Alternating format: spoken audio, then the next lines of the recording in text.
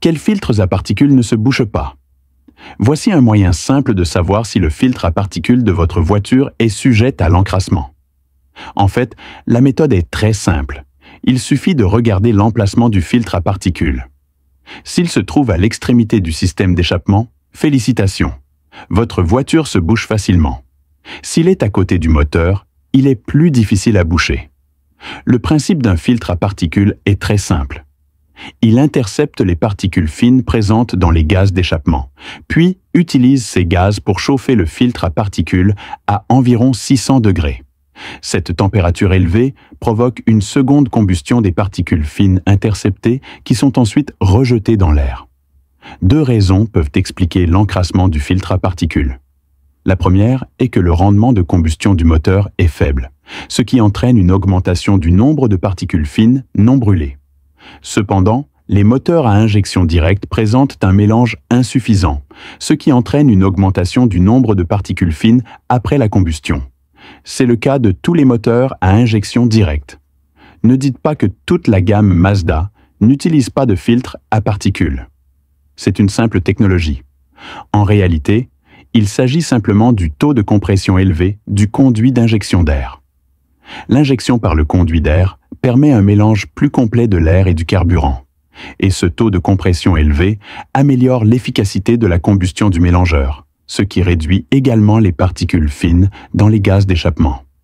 La deuxième raison est que le filtre à particules ne peut pas atteindre la température de combustion des particules fines, en particulier pour les longs trajets en ville. Sans compter que les gaz d'échappement chauffent le filtre à particules, il est probable que la température du liquide de refroidissement du moteur ne soit pas encore élevée et que le moteur soit arrêté.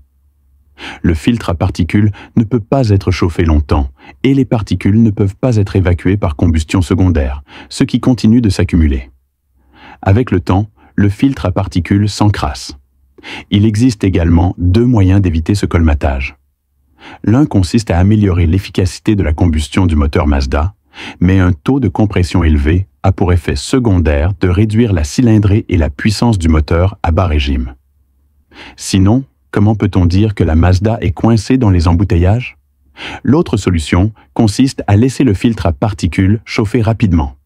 La méthode la plus efficace consiste à placer le filtre à particules près du moteur et à utiliser la chaleur résiduelle pour le chauffer rapidement à environ 600 degrés Celsius, ce qui lui permet de chauffer plus rapidement et de brûler les particules fines. Cependant, l'espace du compartiment moteur est limité et compact. La conception du compartiment moteur a été réalisée sur les modèles plus anciens, avant le modèle National 6B. Pour ajouter un filtre à particules, il faut non seulement repenser le compartiment moteur, mais aussi demander un remoulage à un fournisseur de pièces, ce qui est fastidieux et coûteux. Les constructeurs automobiles responsables investissent énergie et argent pour tester le filtre à particules. Certains constructeurs se contentent d'ajouter des filtres à particules au système d'échappement pour respecter les normes d'émission nationales 6B. Cela permet également aux filtres à particules de ne pas brûler pendant de longues périodes en ville. Ce n'est qu'une question de temps avant qu'ils ne s'encrassent, mais quel est le rapport avec Checky? Quoi qu'il en soit, il n'était pas bouché lors de la vente. Les filtres à particules ne sont pas une spécialité chinoise.